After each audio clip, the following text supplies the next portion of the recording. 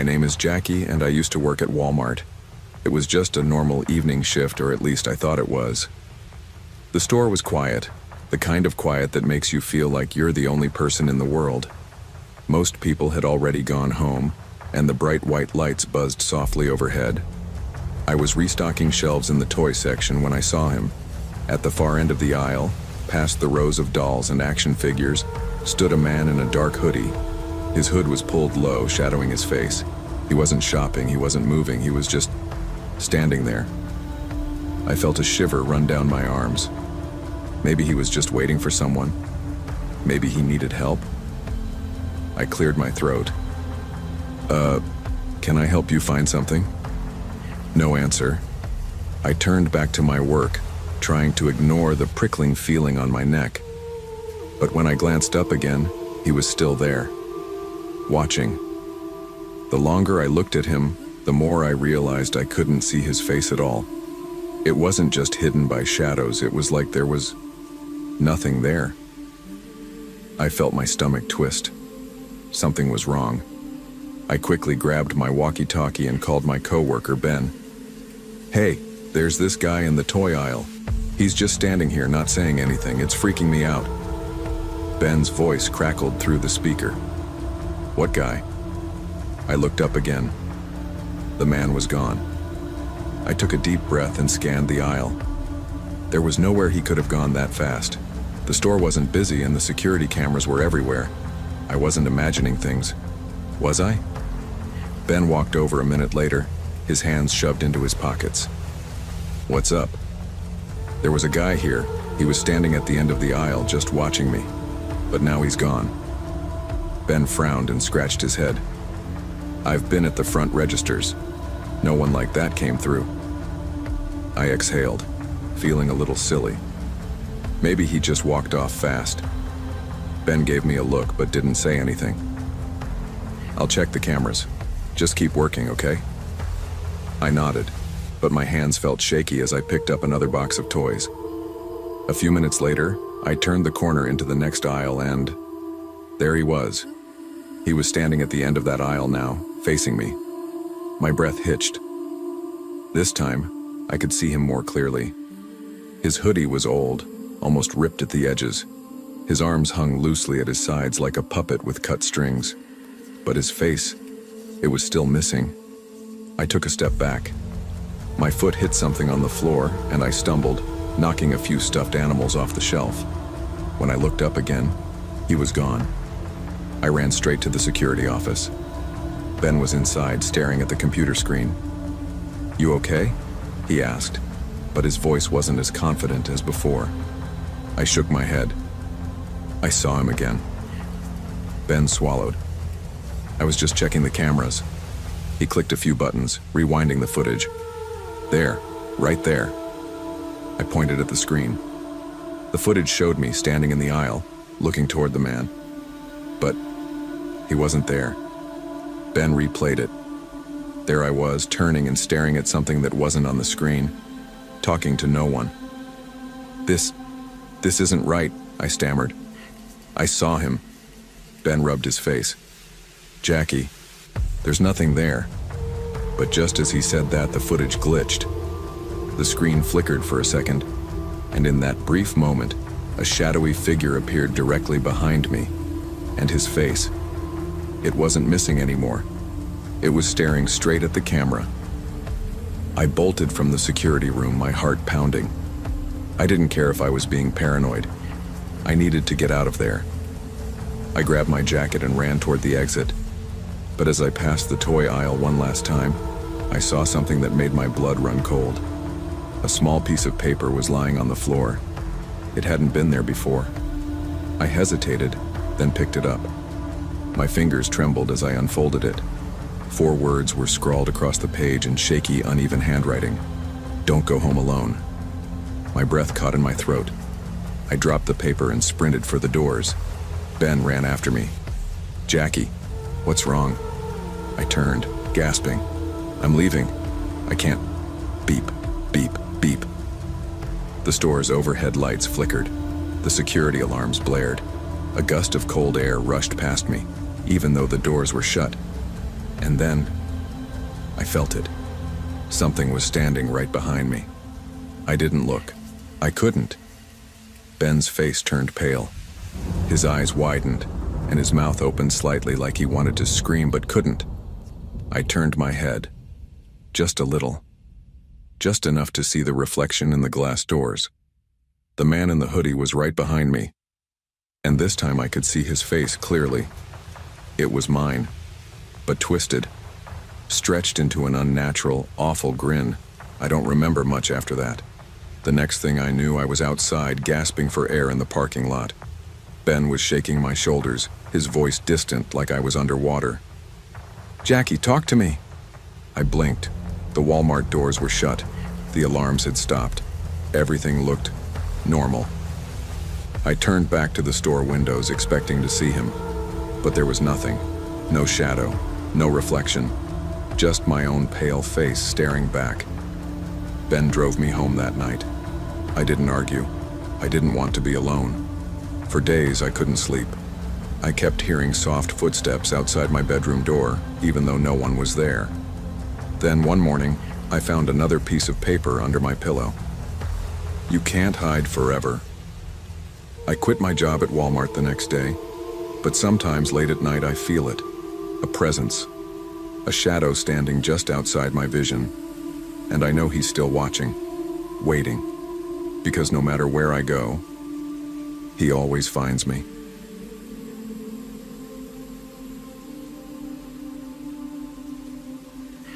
My name is Mike, and I used to think ghosts weren't real. That was before the night I saw the boy in Walmart. It was late, around 10 p.m., and I was in the electronics section. I liked coming to Walmart at night when it was quieter. No crowds, no rush, just shelves full of things I didn't need but liked to look at anyway. I was checking out some new headphones when I heard it. A soft sniffle. I turned and saw a little boy standing alone between the TV displays. He looked about 5 years old, wearing an old blue jacket, his dark hair messy like he'd been running around. His head was tilted down, but I could see his small shoulders shaking. He was crying. I glanced around. There were no parents nearby. "Hey, buddy," I said gently, stepping closer. "Are you lost?" The boy didn't answer. I crouched down a little. "Where's your mom or dad?" Still nothing. Then he lifted his head. His eyes, they were empty. Not just sad, not just scared, completely empty, like two black holes in his face. My stomach dropped. My breath caught in my throat. For a moment, we just stood there, staring at each other. Then, the lights flickered. I blinked, and he was gone. I spun around, my heart pounding. The boy couldn't have run off that fast. I had been watching him. There were no footsteps, no sound, nothing. I rushed down the aisle, looking left and right. "Hello?" Silence. My skin prickled. The store was never this quiet.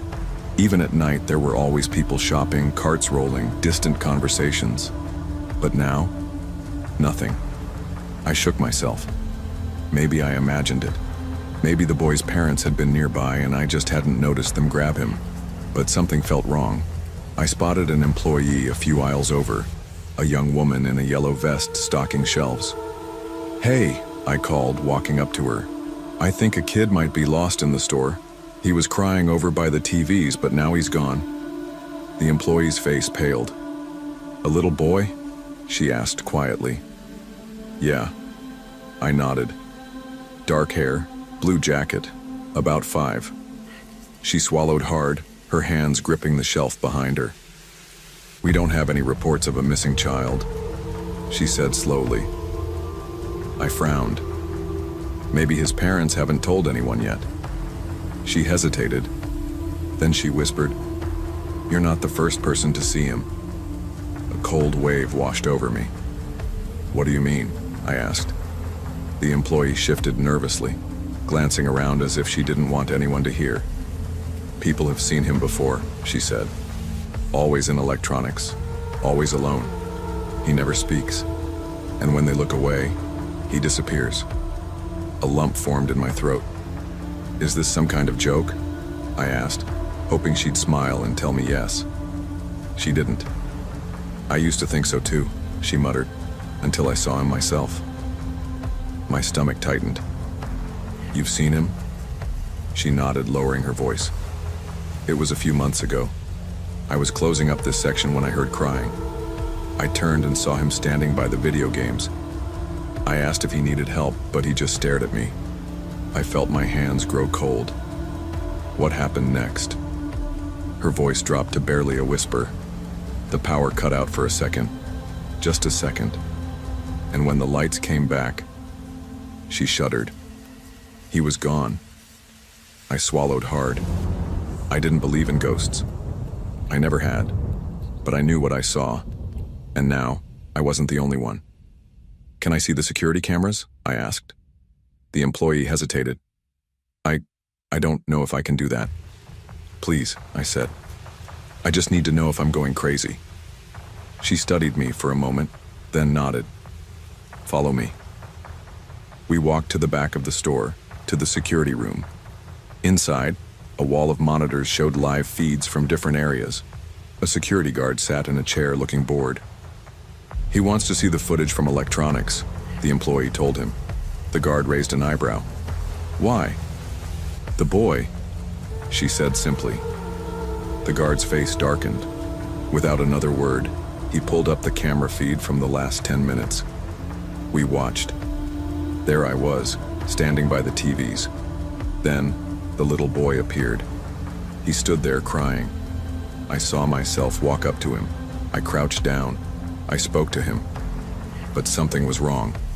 There was no sound, but I knew when I asked, "Are you lost?" And then, the boy was gone. No movement, no running. Just there 1 second, and gone the next. I gripped the edge of the desk. I knew it, I whispered. I knew he was real. But then, something else happened.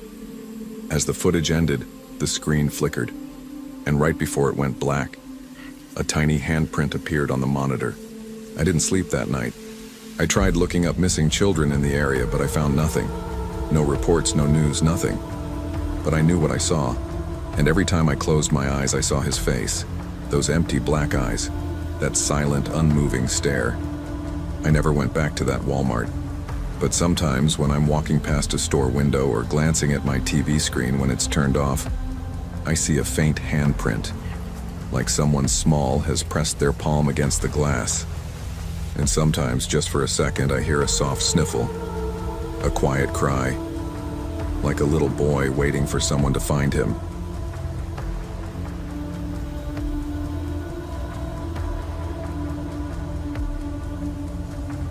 My name is John, and I used to love shopping at Walmart.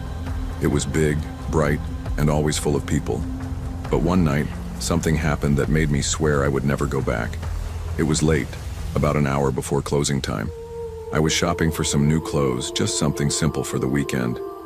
The store wasn't too busy, and the aisles were mostly empty.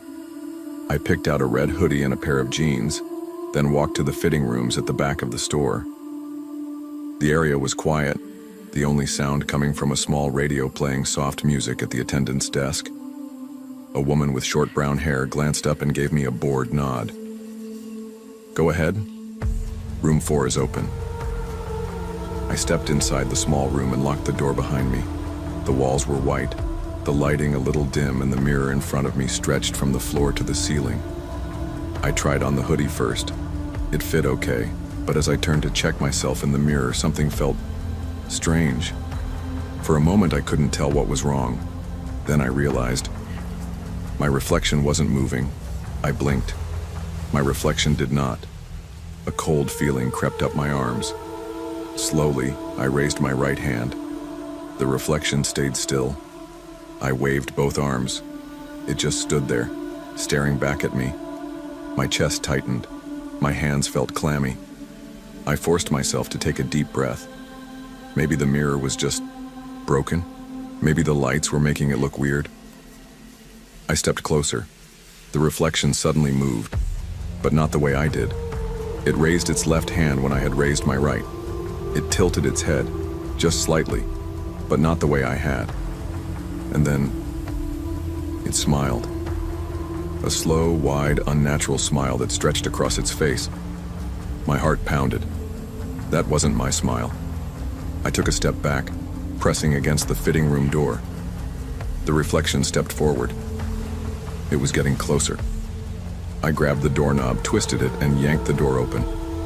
I stumbled into the hallway, my breath coming fast. The fitting room attendant looked up, startled. "You okay?" I spun around to point at the mirror, but the mirror was gone. The wall was empty, just a plain white wall, like there had never been a mirror there at all. I stood there staring at the blank wall, my heart still racing. No, it was just there, I mumbled. The attendant frowned. "What are you talking about?" I turned to her. "The mirror, the one inside room 4. Something was wrong with it." She sighed. "Room 4 doesn't have a mirror." My mouth went dry. "That's not possible. I just saw it. I was looking right into it." She gave me a look like I was crazy. "Maybe you were in a different room?" "No." My voice came out too loud. "I know what I saw." She tapped her pen against the desk, clearly annoyed. "Look, do you want to try on your clothes or not?" I shook my head and backed away. Forget it. I rushed out of the fitting room area, my hands still shaking. Maybe I was just tired. Maybe the lighting played tricks on me. Maybe. A small chill ran down my spine. I looked around the store, at the other shoppers browsing through clothes, toys, and groceries. Everything seemed normal, but I had the horrible feeling that something was watching me. And then I saw it.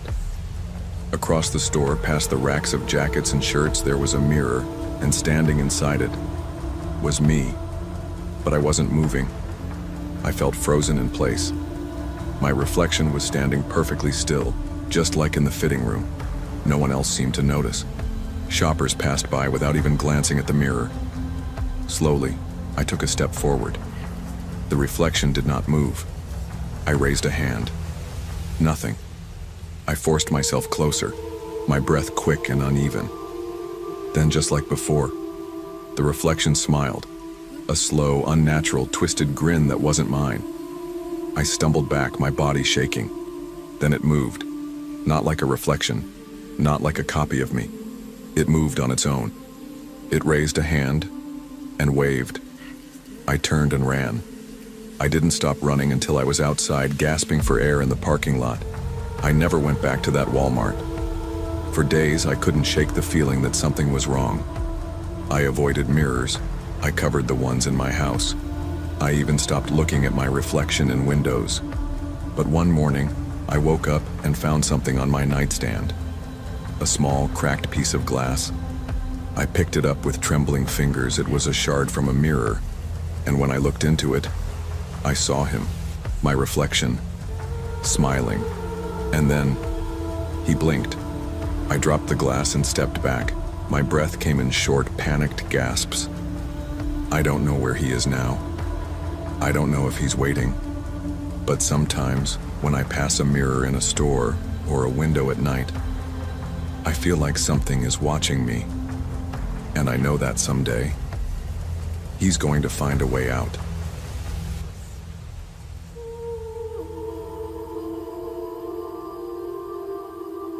My name is Johnson, and I used to enjoy shopping late at night. The store was quiet, almost peaceful, and I could take my time without bumping into crowds. But after what happened that night at Walmart, I never went back. It was around 11 p.m., and I had just finished a long shift at work. My fridge was nearly empty, so I decided to stop by Walmart before heading home. I parked my car near the entrance and stepped inside, welcomed by the familiar hum of bright overhead lights. The store was almost empty, except for a few tired employees restocking shelves and a couple of late-night shoppers wandering the aisles. I grabbed a basket and went straight to the essentials: milk, eggs, and a few snacks to keep me going for the week. As I walked through the empty aisles, a strange feeling crept up my spine, like I was being watched. I shook it off, blaming my exhaustion. After gathering my groceries, I headed toward the self-checkout. That's when things got weird. As I scanned the first item, the screen flickered. Just for a second. I frowned, thinking it was just a glitch, but then words appeared on the screen. "Help me." I blinked. The message vanished, replaced by the normal checkout screen. My heart pounded. Did I imagine that? I glanced around, but no one seemed to notice anything strange. I took a deep breath and continued scanning my groceries. But just as I was about to pay, the screen flickered again. "Turn around." A cold wave rushed through me. My hands felt frozen in place. Slowly, I turned my head. That's when I saw him. Near the entrance, standing just outside the automatic doors, was a man in a dirty, oversized coat. His face was pale, his eyes locked onto mine. And then, he smiled. But it wasn't a normal smile. It was too wide, too stretched, as if his face wasn't used to the movement. It sent a wave of nausea through me. The man lifted his hand and waved. I stumbled back, my pulse racing. Who was he? And why was he staring at me like that? I turned to look at the employee nearby. "Hey, do you see that guy outside?" I asked, my voice unsteady. The worker, a tired-looking teenager, glanced toward the entrance. He frowned. There's no one there. I whipped my head back around. The man was gone. I felt my stomach twist. He had been right there, right outside the door. There was no way he could have just disappeared. I turned back to the employee. "He was just there, I swear." The worker gave me a weird look. "Maybe you're just tired, man." Maybe I was. Maybe my mind was playing tricks on me.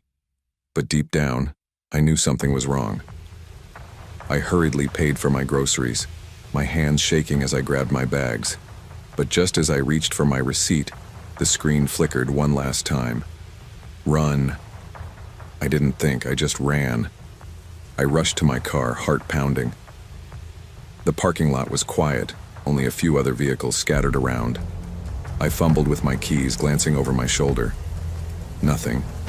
No sign of the man. I let out a shaky breath, trying to convince myself I had imagined it. Maybe I was just tired. Maybe the checkout machine was broken. Maybe a shadow moved. My eyes darted to the far end of the parking lot. There, near the back row of cars, I saw him again, standing perfectly still, watching me. I didn't wait. I jumped into my car, locked the doors, and started the engine. The headlights lit up the parking lot, but when I looked again, he was gone. I pressed the gas pedal, speeding out of the lot and onto the road. My hands were gripping the wheel so tightly that my knuckles turned white. I forced myself to breathe. It was over. I was going home. But as I drove, a horrible thought crept into my mind. What if he wasn't outside anymore? What if he was inside my car? I swallowed hard and forced myself to check the rearview mirror. Nothing.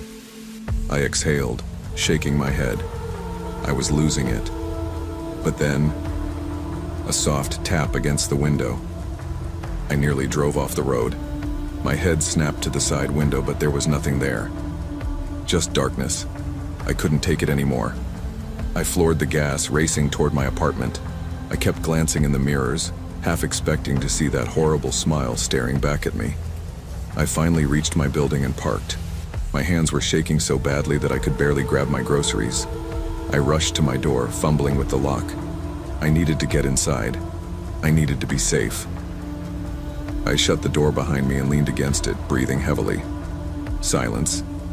No footsteps, no tapping, no shadows moving in the darkness. I was safe. Or so I thought, because when I turned on the TV to distract myself, the local news was on. And the second I saw the screen, my blood ran cold. Authorities warn that an escaped patient from the state psychiatric facility has been spotted in town. He is considered extremely dangerous. A mugshot appeared. It was him, the man from Walmart. I felt sick. My mind raced. How had he known I was at Walmart? Why had the self-checkout warned me? Was it a glitch? A coincidence? Or something else? I double-checked my locks. I shut every window, every curtain, but I couldn't shake the feeling that he was still out there, watching, waiting. I barely slept that night. Every sound made me jump. Every shadow looked like him. Days passed. The news reported that the man was still on the loose. No one had caught him. And then, one evening, just as I started to relax, my phone buzzed. A text from an unknown number. "Did you forget me?" I stared at the screen, my heart hammering. My hands trembled as I slowly typed back. "Who is this?" 3 little dots appeared. He was typing. Then the reply came. "Turn around." I froze. My breath caught in my throat. My fingers went numb. I didn't want to look, but I had to. I turned my head, my heart pounding so loudly that I could barely hear my own breathing. And there, standing just outside my window, was that same horrible smile. And this time, he wasn't waving.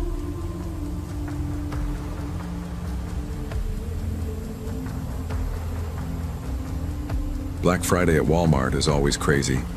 People rush in as soon as the doors open, grabbing everything in sight like wild animals. I've worked here for 3 years, and every year it's the same. Pushing, shouting, fighting over the last big screen TV. But this year was different. This year, something happened that I will never forget. I was standing near the electronics section, keeping an eye on the crowd. People were fighting over discounted laptops, ripping boxes open as if their lives depended on it. Then I saw her. A woman in a long red coat stood perfectly still near the TV display. She wasn't shopping. She wasn't moving. She was just staring. Her pale face was expressionless, her lips pressed into a thin line. Her black hair hung over her shoulders like wet strings. What was strange wasn't just how she looked. It was how the crowd ignored her.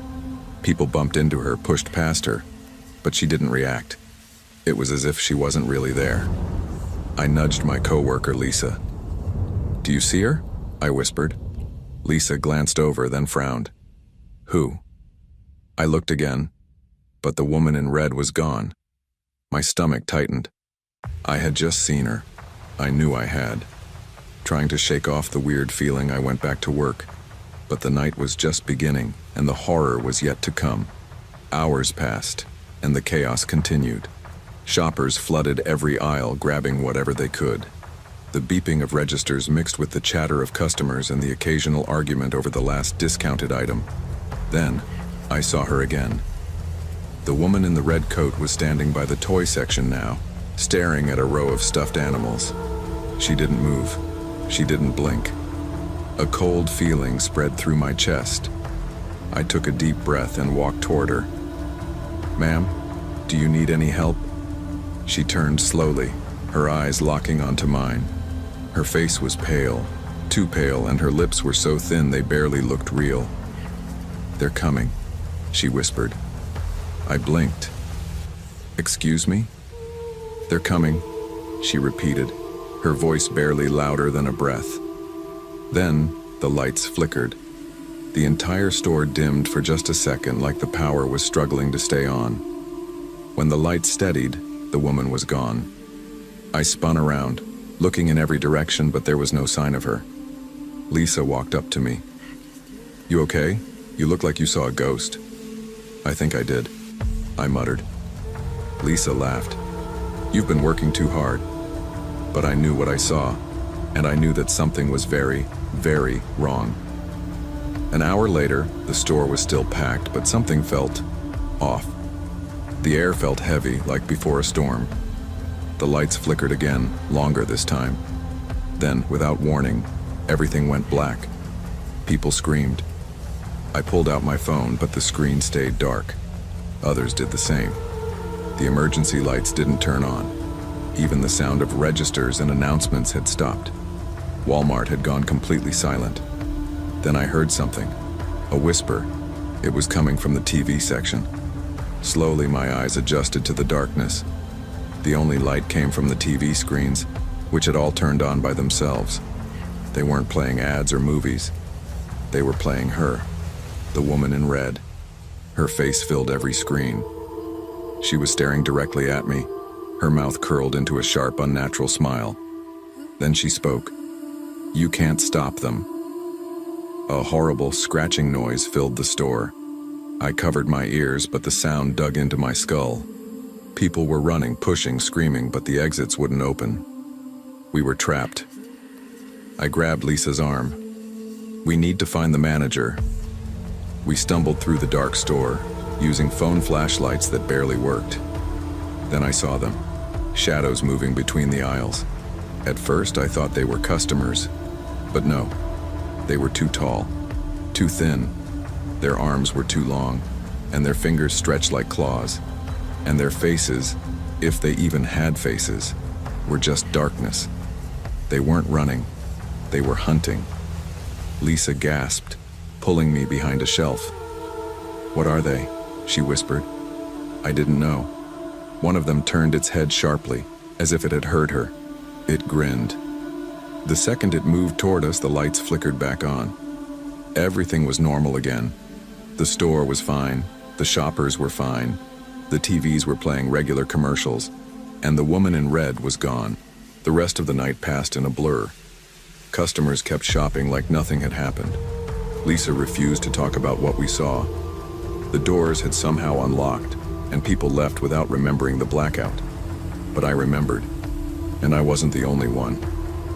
As I was leaving for the night, I saw something taped to my locker, a single piece of paper with messy, rushed handwriting. "Don't come back next year." I swallowed hard. My hands were shaking as I grabbed my keys and hurried outside. As I reached my car, I felt a cold breeze behind me. I turned around, and there she was, the woman in the red coat, standing in the empty parking lot staring at me, smiling. I jumped into my car, started the engine, and drove off without looking back. I quit my job the next day. I don't know what happened that night. I don't know what those things were. But I do know one thing. Next Black Friday, I won't be anywhere near Walmart.